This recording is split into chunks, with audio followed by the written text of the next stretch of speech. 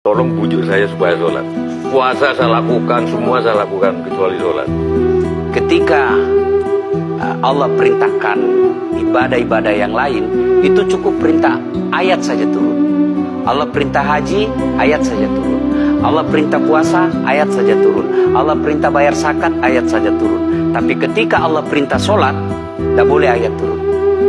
Nabi dijemput oleh dua malaikat, kemudian diajak naik, ketemu dengan Allah untuk menerima perintah ini. Kenapa? Karena perintah ini sangat penting. Mas, saya boleh dagang, bayar zakat sambil nyanyi. Saya boleh haji sambil nyanyi. Tawaf, labbaik Allahumma labbaik, labbaik la syarika lak labbaik. Boleh. Ya, saya bayar zakat boleh sambil nyanyi. Begadang jangan begadang. Kenapa? Sholat tak boleh. Allahu Akbar. Darah muda, darahnya pada batal sholat saya. Kenapa? Inilah puncak penghambaan kepada Allah. Jadi puncak penghambaan kalau saya meraku hamba, sholat.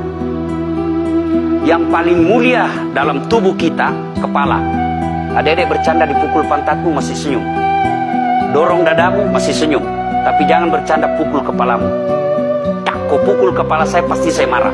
Kenapa? Harga diri di sini. Tapi ketika kita sholat, anggota tubuh yang paling mulia, kepala, rendahkan seperti kakimu. Kita akan ini penting. Kalau saya sudah mulai ini. Oke. Ya, karena kalau ketika saya mau sholat, saya melihat banyak koruptor sholat. Ya, Saya melihat banyak orang sholat yang kalau saya ajak ngomong main HP, nggak punya adab. yang paling enak memang sholat tidak korupsi. Yang paling nyaman memang, paling ideal sholat jujur. Tapi wala talbisul haqqa bil batil, kata Allah. Allah tidak mencampurkan antara hak dan batil. Sholatmu beda, puasamu beda, maksiatmu beda. Itulah sehingga Allah hadirkan dua malaikat, Rakit dan Atid, mencatat yang baik di baik, yang salah salah. Tapi ini setan kan tidak membiarkan itu. Maka setan masuk. Nah, dia sholat tapi dia korup. Tapi Allah Maha Adil. Maka ditimbanglah nanti mana yang lebih banyak, kebaikanmu atau keburukanmu. Kalau dia baik amalnya tapi tidak ada sholatnya, sia-sia. Kenapa?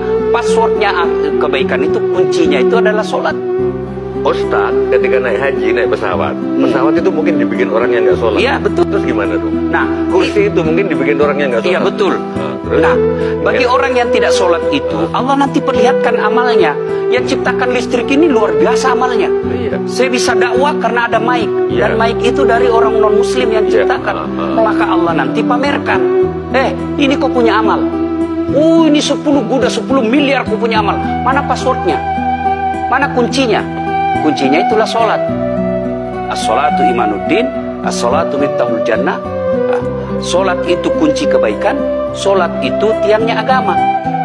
Sebuah bangunan, dia bisa berdiri tanpa dinding.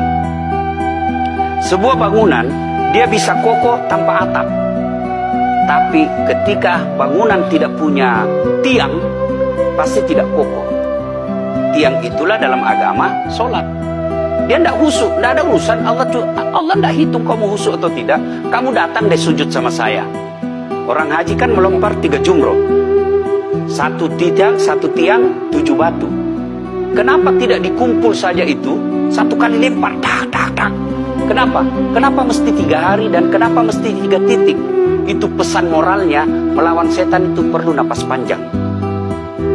Dengar azan, jangan pikir saya tahu duit tebar itu. Tidak usah kau sholat, nanti kau tua. Anggaplah pergi sholat. Setan menyerah, tidak. Buru-buru kamu, buru-buru. Akhirnya apa? Wudhu tidak sempurna. Anggaplah anda wudhu dengan sempurna. Setan menyerah, tidak. Masuk masjid. Tidak usah sholat sunnah, tidak usah sholat sunnah. Prinsipnya setan, kalau dia tidak bisa dikalah, jangan untung. Ya, gimana Mbak Teja? Udah teryakin? Oke.